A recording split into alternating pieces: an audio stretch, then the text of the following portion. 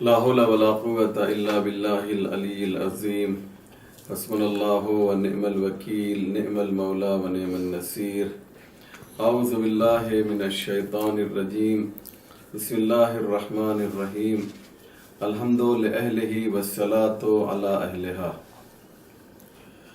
أما بعد فقد قال الله سبحانه تبارك وتعالى بسم اللہ الرحمن الرحیم الرحمن الرحیم سورہ الحمد کی آیت نمبر 3 آیت کی تلاوت کی ہے اور اسی آیت کے ذیل میں گفتگو کی جائے گی۔ اس سے پہلے بسم اللہ الرحمن الرحیم کی تفسیر میں رحمان اور رحیم کے بارے میں کچھ باتیں بتائی گئیں۔ آج کے اس درس میں ان باتوں کو دہرانا نہیں ہے۔ یہ دیکھیے کہ اللہ سورہ الحمد میں 2 مرتبہ، بہت ہی اہم بات ہے یہ کہ اللہ سورہ الحمد میں 2 مرتبہ خود کو رحمان اور رحیم سے یاد کر رہا ہے۔ میں ایک بار سورہ الحمد کی ابتدائی 3 آیتیں پڑھتا ہوں تاکہ بات واضح ہو سکے۔ بسم اللہ الرحمن الرحیم، اس میں رحمان اور رحیم آیا۔ الحمدللہ رب العالمین الرحمن الرحیم، تو پہلی آیت میں بھی رحمان اور رحیم، تیسری آیت میں بھی رحمان اور رحیم۔ 2 رحمان اور رحیم کے درمیان کیا چیز ہے؟ الحمدللہ رب العالمین ہے۔ اللہ کی ربوبیت کا تذکرہ ہے کہ وہ اپنے بندوں کا پروردگار ہے، ان کی پرورش کی ذمہ داری اللہ نے اپنے اوپر لی ہے۔ تو آپ یہ دیکھیں کہ اتنی سی بات کہنے کے لیے اللہ نے خود کو رحمان اور رحیم کہا، یعنی رب العالمین ہے، اس کے پہلے بھی رحمان اور رحیم، رب العالمین کے بعد بھی رحمان اور رحیم۔ گویا پروردگار یہ بتانا چاہتا ہے کہ جو میری ربوبیت ہے اس میں سوائے رحمت کے تمہیں اور کچھ نہیں ملے گا۔ یہ بہت ہی اہم بات ہے۔ اب آئیے کہ یہ جو رحمان اور رحیم کا اللہ نے تذکرہ کیا ہے، اسے ایک دوسری آیت میں اسے بتایا کہ میری جو رحمت ہے وہ کس حد تک ہے بندوں کے لیے، صرف زبان سے نہیں بلکہ اللہ نے اسے ثابت بھی کیا، اور میں اس کے لیے ایک آیت کا مجھے سہارا لینا پڑے گا، میری مجبوری یہ ہے۔ اور میں نے پہلے بھی کہا تھا سب سے پہلے درس میں کہ القرآن یفسر بعضہ بعضا، قرآن کی ایک آیت دوسری آیت کی تفسیر کرتی ہے۔ اللہ نے کہا کہ میں رحمان ہوں اور میں رحیم ہوں، اسے دوسری آیت میں پروردگار نے اور واضح کیا ہے کہ کس حد تک میری رحمت میرے بندوں کے شامل حال ہو رہی ہے۔ آپ اسے دیکھیے، ایک آیت پڑھتا ہوں میں، ارشاد ہوتا ہے قل یا عبادی الذین اسرفوا علی انفسہم لا تقنطوا من رحمت اللہ ان اللہ یغفر الذنوب جمیعا انہ هو الغفور الرحیم۔ اللہ کیا کہہ رہا ہے؟ اپنی رحمت کو کس طریقے سے بندوں میں تقسیم کر رہا ہے، بندوں کو دے رہا ہے۔ کہتا ہے خدا قل، میرے نبی آپ کہہ دیجئے، یا عبادی الذین اسرفوا، میرے ان بندوں سے کہہ دیجئے، یا عبادی الذین اسرفوا علی انفسہم، جنہوں نے اپنے نفسوں پر گناہوں کے ذریعے سے اسراف کیا ہے۔ قل یا عبادی الذین اسرفوا علی انفسہم لا تقنطوا من رحمت اللہ، انہیں اللہ کی رحمت سے مایوس ہونے کی ضرورت نہیں ہے۔ لا تقنطوا من رحمت اللہ ان اللہ یغفر الذنوب جمیعا، کیوں؟ اس لیے کہ اللہ تمہارے تمام گناہوں کو بخش دے گا۔ اس کی رحمت کا تقاضا یہ ہے کہ جو گنہگار بندے ہیں اگر نادم و پشیمان ہو کر اس کی بارگاہ میں آ جائیں تو اللہ کہتا ہے کہ میں اس کے تمام گناہوں کو بخش دوں گا. اندازہ لگایا آپ نے کہ یہ ہے اس کی رحمت. پھر اس نے خود ہی واضح کیا انہ هو الغفور الرحیم. کیوں بخشے گا؟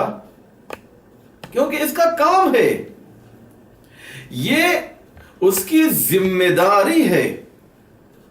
شاید آپ کہیں کہ یہ تو بڑا عجیب و غریب جملہ آپ نے کہہ دیا کہ اللہ کی ذمہ داری ہے، اللہ کے اوپر فرض ہے. جی ہاں، اللہ نے رحمت کو اپنے لیے واجب و لازم قرار دیا ہے. اور اس کے لیے بھی مجھے قرآن کی آیت کا سامنا کو پیش کرنا پڑے گا. آیت پڑھوں میں آپ کی خدمت میں کہ کتب ربکم علی نفسہ الرحمہ. یہ سورہ انعام آیت نمبر 54.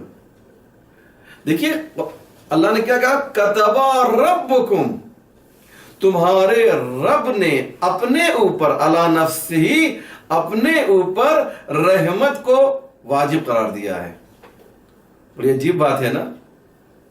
جسے روزہ واجب قرار دیا تو کیا کہا، کتب علیکم الصیام کما کتب علی الذین من قبلکم.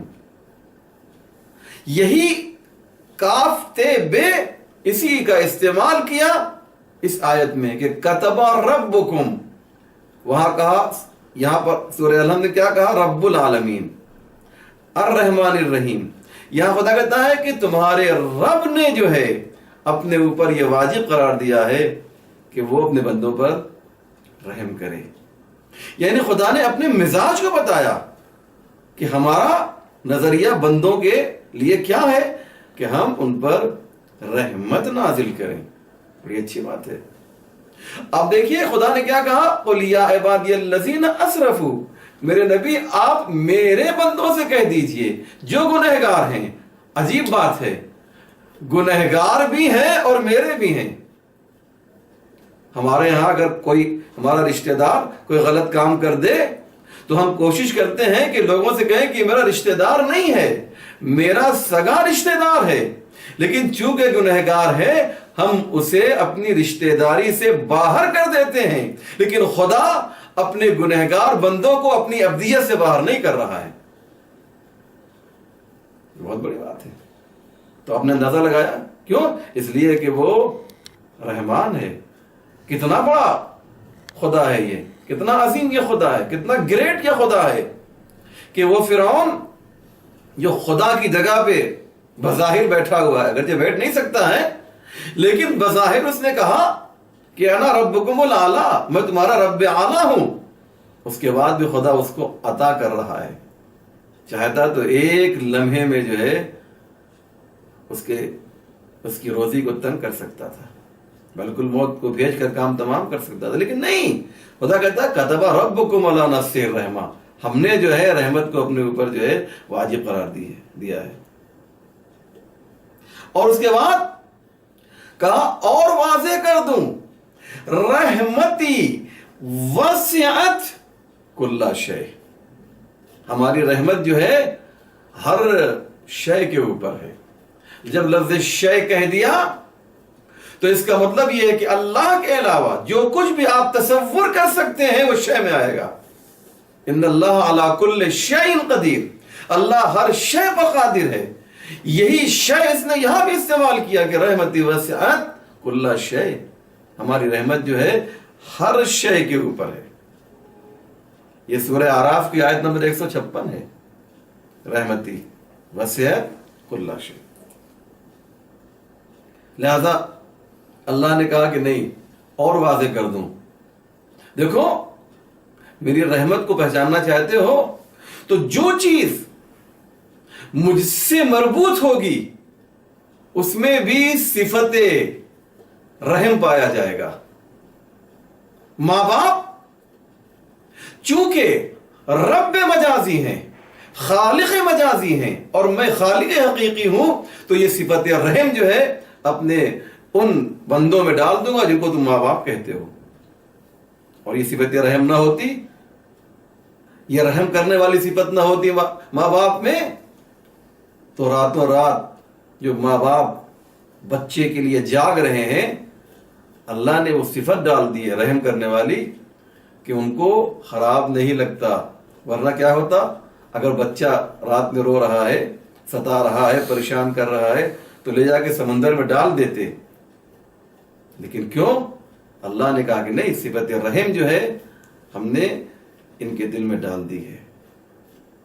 اور میں بتاؤں، اپنے نبی کو بھیجا، وہ جو سب سے پیارا ہے، وہ جو سب سے محبوب ہے، وہ جو سب سے دلارا نبی ہے، اس کو بھیجا بھی تو کیا کہا؟ وَمَا أَرْسَلْنَاكَ إِلَّا رَحْمَةً لِلْعَالَمِينَ.